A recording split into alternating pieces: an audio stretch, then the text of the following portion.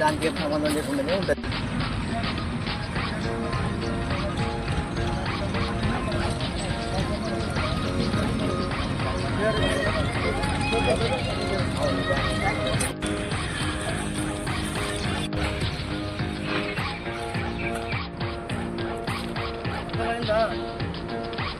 కల్తీ అయిన విషయం ఎవరికి తెలియకూడదు.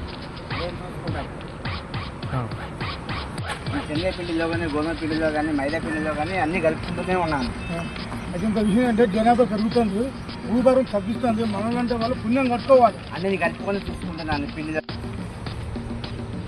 ఏంట్రా అట్టా చూస్తున్నా? వాళ్ళే అన్న కల్తీ చేసేది. అందుకే మనం వచ్చాం వాళ్ళ తాట తీయడానికే. అవునరా, కాల్తీయా చేయియా?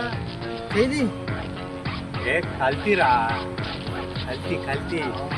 కళ్ళు దియ్యి, చేతులు దియ్యి, కాళ్ళు దియ్యి కాదు, కల్తీ కల్తీ. కూరగాయలు, పెరుగు, నూనె, పిండి, గోధుమపిండి, పసుపు, నూనె, కారం, అల్లం, ఎల్లిపాయ కల్తీ. అరే ఈ ప్రపంచమే కల్తీరా. నువ్వు నేను కల్తీ. కల్తీ లేని ప్రపంచమే లేదు.